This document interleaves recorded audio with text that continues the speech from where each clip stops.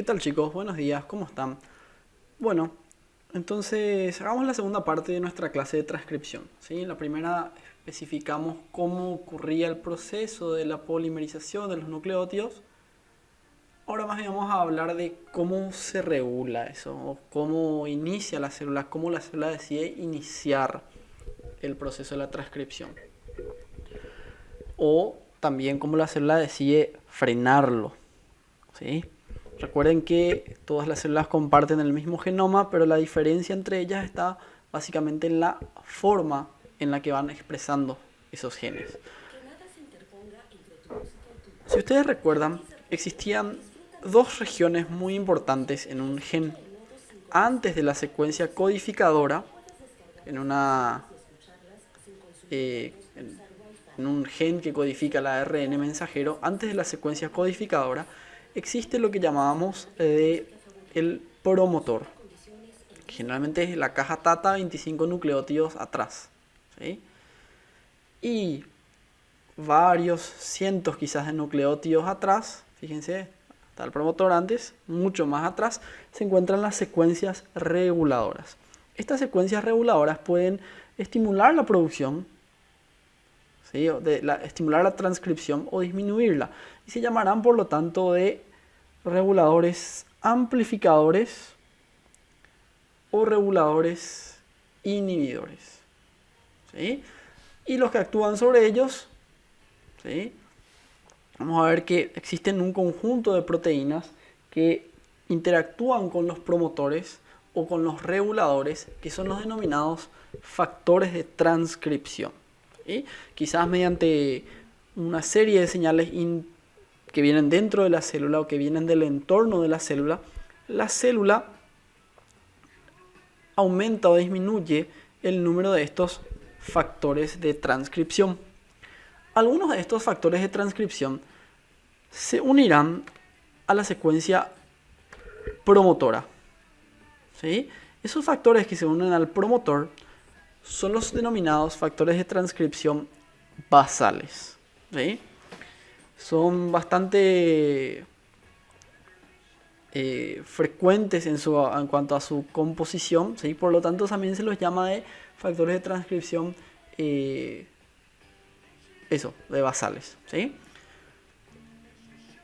A las secuencias reguladoras, que pueden ser ya amplificadoras o inhibidoras, se unen otro grupo mucho más heterogéneo, mucho más diferente de proteínas, que son los factores de transcripción específicos, como aquí dicen, ¿ven? Interactúan con el regulador, ¿sí? El regulador, recuerden que es una secuencia de ADN que puede estimular la transcripción de ese gen, entonces era un amplificador, o podía disminuir, ¿sí?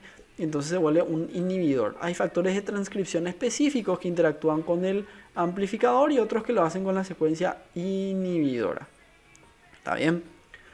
Bueno, vamos a ir analizando un poquitito cómo es esto, ya que vimos algunas definiciones. ¿Sí? Fíjense, ¿qué es lo que ocurre? La célula entonces decide qué cantidad de proteína debe de sintetizarse. ¿Y cómo lo hace? Básicamente gracias a los factores de transcripción que pueden desencadenar o frenar esa transcripción. Recuerden que hay dos regiones donde la célula va a decidir esto, dos regiones del gen.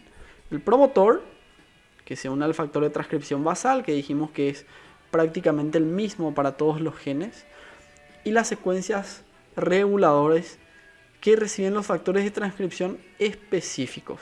¿Sí? Específico, como dice el nombre, bueno, es particular para cada gen. ¿Sí? No todas las copias que se transcriben llegan a la maduración, ¿sí? De hecho, una gran parte se pierde por el camino. ¿Sí? Se pierde por el camino, no se sabe por qué, se cree que es una forma de regular, se cree que es por errores también, no se sabe por qué. Otra vez, quizás la copia de ARN maduro que se forma no sale al citoplasma, ¿sí? Quizás no sale, ese es otro mecanismo.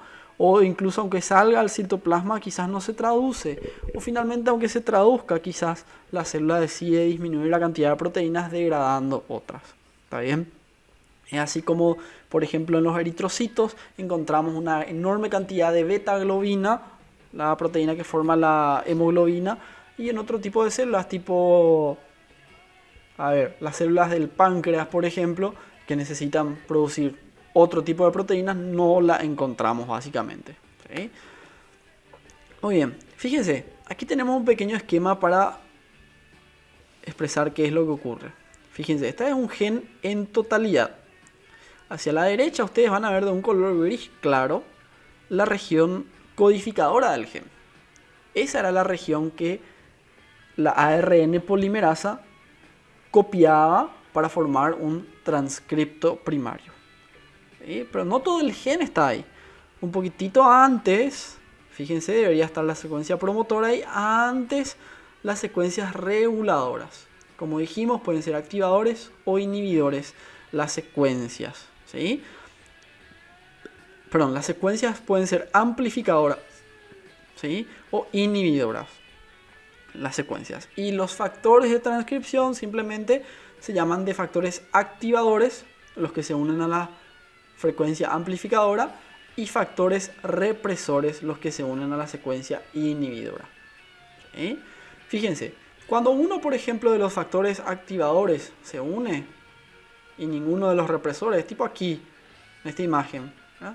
Bueno, ocurre la transcripción, pero en poca cantidad, o prácticamente casi no ocurre.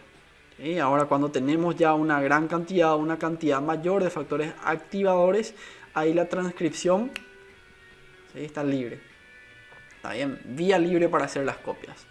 Hasta que cuando la célula, por ejemplo, decide que tiene de más esa proteína o que es un gasto innecesario de energía en ese momento producir ese transcripto primario, bueno, un factor de transcripción represor es el que se une a la región reguladora inhibidora para bloquear la transcripción. ¿Sí? Para que pueda ocurrir la transcripción, los factores activadores que se unen a las regiones reguladoras amplificadoras también deben interactuar con el promotor. Solo que ahí hay un problema. El regulador se encuentra en una región mucho más distante, el promotor una región más cerca de la porción codificadora. ¿Sí? Y recuerden que es el promotor donde se une la ARN polimerasa. Entonces, ¿qué hace? Bueno, el ADN se curva normalmente y ahí pueden entrar en contacto la secuencia promotora y la secuencia reguladora con los factores de transcripción que se encuentran allí. ¿Está bien? Entonces, produce un cambio de conformación, como solemos decir. ¿Sí? Ese cambio de conformación es el que permite que a la caja TATA, la secuencia promotora, se una un factor de transcripción muy importante. El factor de transcripción 2D. ¿Sí? Este que ustedes ven aquí en la parte superior izquierda de la imagen. El factor de transcripción 2D tiene una región muy específica de aminoácidos. Estos factores de transcripción son proteínas. Tiene un conjunto de aminoácidos que tiene la capacidad de interactuar con el ADN y de leer el ADN.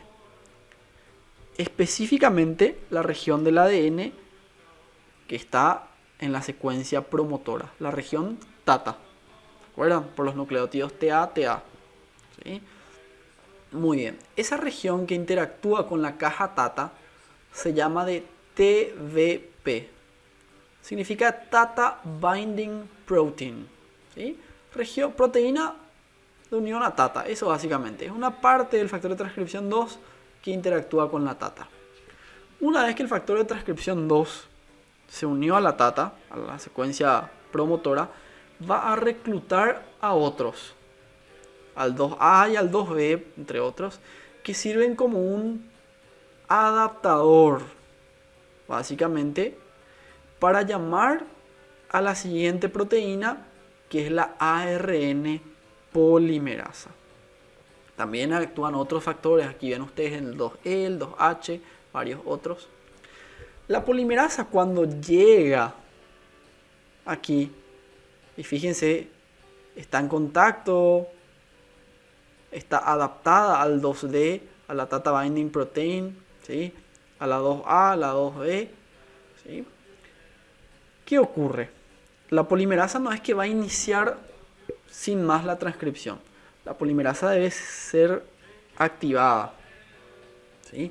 Resulta que estos primeros factores de transcripción que entraron en contacto con la región promotora son los que permiten que se abra el ADN al inicio de la porción codificadora y que allí pueda unirse entonces la ARN polimerasa, que aquí le tenemos de color celeste, que fíjense tiene un surco, la ARN polimerasa tiene un surco que es el que va a ubicarse en esa cadena de ADN y que va a ir leyendo y colocando entonces a los nucleótidos.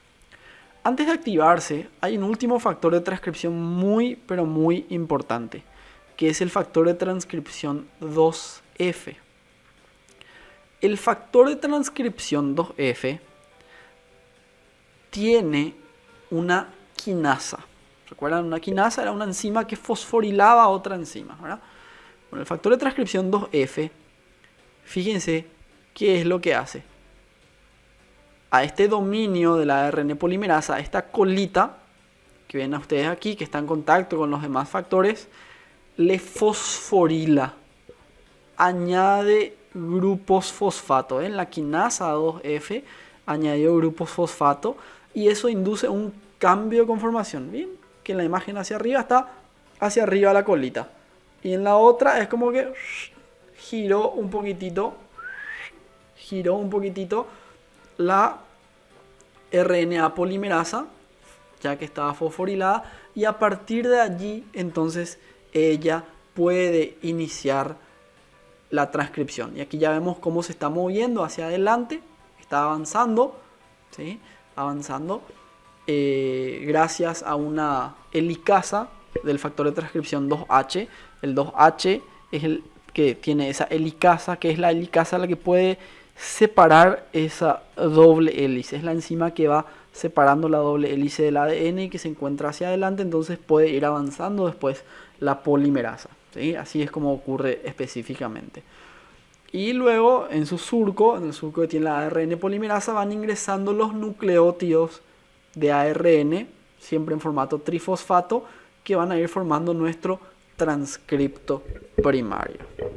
¿Ok? ¿Se entiende más o menos qué es lo que ocurre? Pequeño resumen. Inicia el factor de transcripción 2D. Se une al promotor. ¿De qué forma? Tiene la región de unión a TATA. La TATA Binding Protein, que es la que le reconoce. Recluta a otros factores de transcripción, 2A, 2B, 2E, 2H. Y entre ellos reclutan a la ARN polimerasa. ¿Sí? Para eso estos factores de transcripción antes abrieron el ADN en la región ya codificadora y ahí la polimerasa pudo unirse. Además falta otro factor de transcripción muy importante, el 2F. ¿Qué hace el 2F? Fosforila a la ARN polimerasa en un dominio específico. Aquí ven ustedes, ¿sí? En un dominio específico se añaden estos grupos fosfatos y ahí entonces la polimerasa pone en marcha el camino, puede ir avanzando, ¿sí? Eso es lo que ocurre básicamente. Una célula entonces tiene innumerables posibles combinaciones de factores de transcripción. En realidad no elabora todos estos factores de transcripción, elabora apenas los que necesita para diferenciarse realmente, ¿sí? ¿Cómo es que estos factores de transcripción interactúan con el ADN? Bueno, si ustedes recuerdan, el ADN tenía una secuencia específica de nucleótidos en ciertas regiones, sobre todo en esta región promotora y reguladora, y estos factores de transcripción también tienen una secuencia específica de aminoácidos que lee el ADN, ¿sí? Pero no es realmente lo que lee el interior de esta doble hélice donde están las bases. No, es capaz de leer desde afuera, desde la superficie, ¿sí? Si ustedes miran esta doble hélice, fíjense que tiene en realidad dos tipos de surcos. Uno que se llama aquí el surco menor y otro el surco mayor, donde está un poco expuesto el ADN, la doble hélice, y pueden entrar estos factores de transcripción. Aquí se ve el surco mayor y el surco menor, y en esos factores de transcripción pueden tocar, por decir así, a la parte externa de los nucleótidos.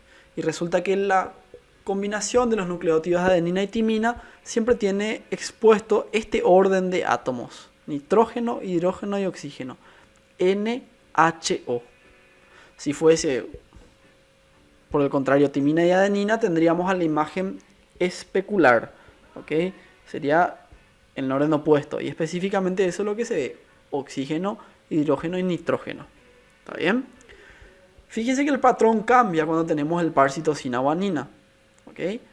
Tenemos el orden NOH o su imagen especular, que es de HON.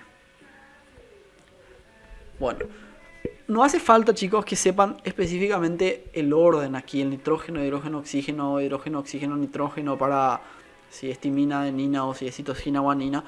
Yo lo que quiero que entiendan es la idea de que desde la superficie del ADN, sin separar la doble hélice, los factores de transcripción pueden leer, por decir así, el orden de las bases gracias a los átomos que se encuentran en la superficie, y así reconocen a qué región unirse. ¿Sí? Esa es la idea central que quiero que saquen de esto. Los factores de transcripción existen de varios tipos, ¿ok? Siempre tienen estructuras simétricas, ¿sí? Que responden a 4 tipos: la cremallera de leucina, los dedos de zinc, la hélice vuelta hélice o la hélice bucle hélice. Estructuras específicas, siempre diméricas, ¿sí? Y que son las que interactúan, básicamente cada uno de estos monómeros que forman el dímero interactúa con una vuelta básicamente del ADN y el otro con la otra vuelta. Entonces pueden leer tanto el surco menor como el surco mayor, ¿sí? Sobre todo el surco mayor, que es donde mejor realmente pueden encajar, así tienen un encaje mejor. ¿Está bien? Bueno, entonces de esta forma, adquiriendo cualquiera de estas estructuras, o sea, estas son las 4 estructuras básicamente que ellos tienen, ¿sí? Depende del orden de aminoácidos que se encuentra en contacto con el ADN y el orden de los nucleótidos que están en el ADN. Ahí es que, bueno, establecen esa especificidad entre el factor de transcripción y el gen en cuestión. Fíjense que, por ejemplo, cuando necesitamos producir más hemoglobina por una hemorragia, ¿qué pasa? Los factores de transcripción de la globina son los que tienen que activarse para producir más hemoglobina. No puede ser un factor de transcripción que va a terminar produciendo, por ejemplo, qué sé yo, microtúbulos, otra proteína que en ese momento no se necesita. Entonces tienen que ser bien específicos, ¿okay? Una alta especificidad que deben de tener. Muy bien. Otra forma que tiene la célula de regular la expresión, la transcripción de estos genes, es de acuerdo al empaquetamiento del ADN, ¿sí? Ustedes recordarán probablemente que existía un ADN más enrollado que formaba la heterocromatina y un ADN más descompactado, más laxo, que se denominaba de la eucromatina. La transcripción ocurre en las regiones donde hay eucromatina. No significa que toda la eucromatina se transcribe, pero si la heterocromatina está muy cerrada, ahí no puede haber transcripción, ¿sí? La eucromatina, por eso se dice que es la región más activa, ¿no? Muy bien. Entonces, cuando la célula quiere silenciar ciertos genes, se cierran, mucha heterocromatina, y cuando quiere expresar otros, bueno, abre esa región básicamente, y tenemos entonces una cromatina menos enrollada. ¿Cómo hace esto? Bueno, fíjense que el ADN, si ustedes recuerdan, se enrollaba alrededor de las histonas, primeramente, para formar el nucleosoma, ¿verdad? Entonces, cuando si queremos transcribir, ¿sí? Tenemos que desenrollar esos nucleosomas y retirar a las histonas, ¿verdad? Ahí queda expuesta la doble hélice y ahí puede avanzar la polimerasa. La polimerasa no puede avanzar ahí, digamos, cuando está formado el solenoide. No, ahí no. ¿Está bien? Entonces, ¿qué hace la célula? La célula añade a las histonas grupos químicos, ¿sí? Que pueden ser radicales metilo, acetilo, o también puede fosforilarlos. Sobre todo a la histona H3. ¿Está bien? Sobre todo a ella. Resulta que la célula, por ejemplo, puede acetilar a las histonas. Metilar o fosforilar. La metilación y la fosforilación de las histonas tiene básicamente el mismo efecto, que es inducir el enrollamiento del ADN, compactar, volverlo en heterocromatina. ¿Qué es lo que vemos en este dibujito? Fíjense, hemos añadido un radical, puede ser un radical metilo o un radical fosfato, que induce entonces la compactación de ese ADN. ¿Sí? Por el contrario, el añadir radicales acetilo tiene precisamente el efecto opuesto. ¿Sí? Los radicales acetilo desenrollan el ADN. ¿Está bien? Desarrollan, desarman los nucleosomas y allí puede entonces entrar la polimerasa. ¿Está bien? Cuando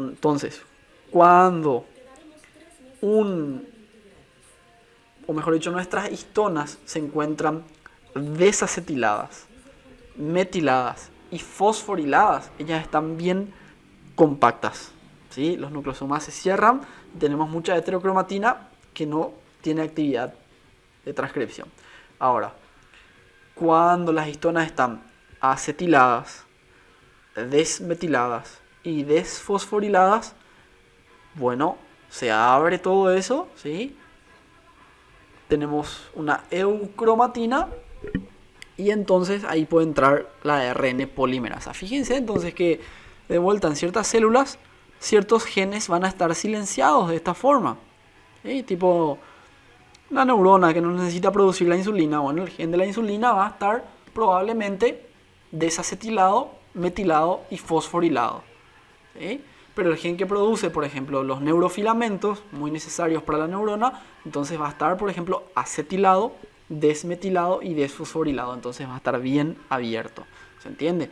Entonces, toda esta serie de cambios que se producen tanto en las histonas, como también vamos a ver que pueden ocurrir en las propias bases de los nucleótidos que forman el ADN, se estudian en lo que es una disciplina relativamente nueva, que es la epigenética. ¿Sí? Van a leer probablemente bastante de eso. Hay ciertos autores modernos hoy en día, tipo que escriban libros que mezclan autoayuda con control del pensamiento, con envejecimiento. No quiero mencionar a nadie, ¿verdad? Donde, por ejemplo, dicen que vos podés a través de tus pensamientos retirar los metilos, agregar los acetilos. No es tanto así, ¿verdad? No, ya están exagerando, ¿sí? Pero sí toman base en un fundamento científico importante, que es la metilación, la acetilación o la fosforilación de las histonas, ¿verdad? Que, como dijimos, la acetilación separa los nucleosomas, ¿sí? Y la metilación y la fosforilación cierra estos nucleosomas, ¿ok? Muy bien, fíjense, aquí tenemos otro GIF donde podemos ver, donde las histonas, que le agregamos grupos metilo, sobre todo, ¿sí?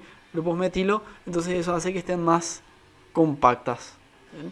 Más compactas, básicamente. Entonces están enrolladas cuando está metilada. Estas lucecitas que ustedes ven quieren señalar a los grupos metilo, ¿sí? Como les dije, no solamente se metilan a las histonas, sino que también pueden metilarse a las bases, ¿sí? Como las citocinas, ¿sí? Hay ciertas veces donde la citosina se metila.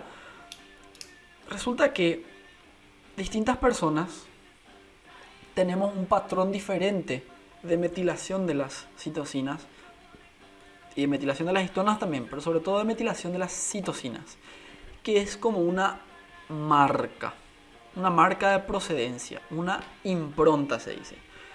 ¿Saben? Así como, por ejemplo, un buey que pertenece a una determinada granja. Siempre tiene la marca del propietario, la impronta del propietario. Bueno, la misma cosa ocurre con nuestros genes, ¿sí? El alelo que nosotros heredamos de papá y el alelo que heredamos de mamá, cada uno de ellos tiene su propia marca de procedencia. ¿Y de qué forma tiene? Bueno, justamente en el patrón de metilación de las bases de citosina. ¿Está bien? Este patrón de metilación luego nosotros lo heredamos a nuestra descendencia, básicamente, ¿sí? Y de hecho existe toda una serie de trastornos. La célula durante la embriogénesis,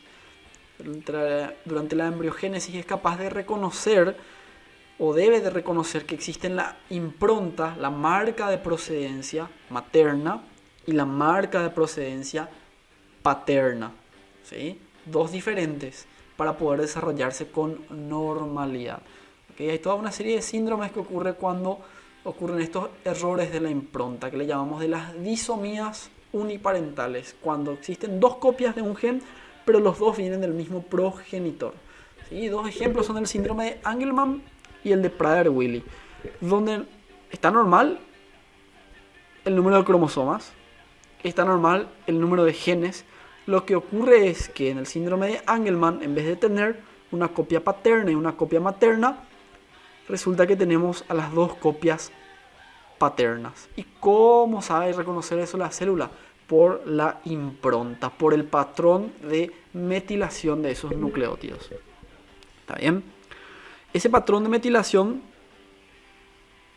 como les digo, es bastante particular para cada individuo, ¿sí? Así como tenemos el síndrome de Angelman, tenemos el síndrome de Prader-Willi, que es básicamente la misma cosa, pero con las copias maternas, ¿sí? Tenemos una cantidad normal de cromosomas, una cantidad normal de genes. Lo que ocurre es que en el cromosoma 15, en una determinada región, tenemos, en vez de tener una copia paterna y una copia materna, dos copias maternas.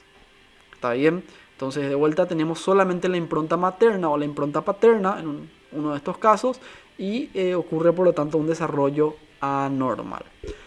Muy bien. Entonces, esto ha sido un conjunto, acá está, justamente, ¿sí? Van a ir aprendiendo más adelante estos síndromes específicos en pediatría, van a ver, pero, bueno, son básicamente lo mismo. Solo que uno es solamente copias paternas y otro copias maternas. Ok, hay algunos detalles más que tenemos que explicar. Todo lo que estábamos comentando era sobre el ARN mensajero, ¿sí? La transcripción del ARN mensajero, o del ADN que codifica al ARN mensajero, mejor dicho, ¿sí? También muchas de estas aclaraciones valen para los demás tipos de ARN, solo que hay algunas salvedades. Por ejemplo, el ARN ribosómico, el 45 es el más grande que vamos a ver, se codifica en una región especial del núcleo, el nucleolo, ¿sí? En el nucleolo es donde se va a formar los ribosomas y vamos a ver que por eso ahí se codifica el ARN ribosomal 45S. ¿Está bien? Bueno. El ARN 5S también es el ribosomal. El ARN ribosomal él también va a formar el ribosoma, vamos a ver, pero se encuentra ya fuera del nucleolo. Ambos están codificados por polimerasas diferentes. El ribosomal 45S por la polimerasa 1. El 5S por la polimerasa 3, que es la misma polimerasa que codifica el ARN de transporte de transferencia, ¿sí? Y recuerden, el ARN mensajero es transcripto por la polimerasa 2. Bueno, entonces por el momento esto ha sido todo en cuanto a la transcripción. Cualquier duda que tengan, chicos, me la comentan, vamos a ir hablando sin problema, ¿sí? Y les voy a habilitar un trabajito en la plataforma estos días. ¿Está bien? Un abrazo, cuídense, cuiden a su familia. Y bueno, son tiempos difíciles, entonces bueno, también no perder estos proyectos personales que uno quiere, ¿verdad? Ya, yo creo que en su momento va a llegar el momento de poder quizás recuperar todo esto, pero es mejor que estar sin nada, ¿verdad? Bueno, un abrazo, los quiero mucho a todos.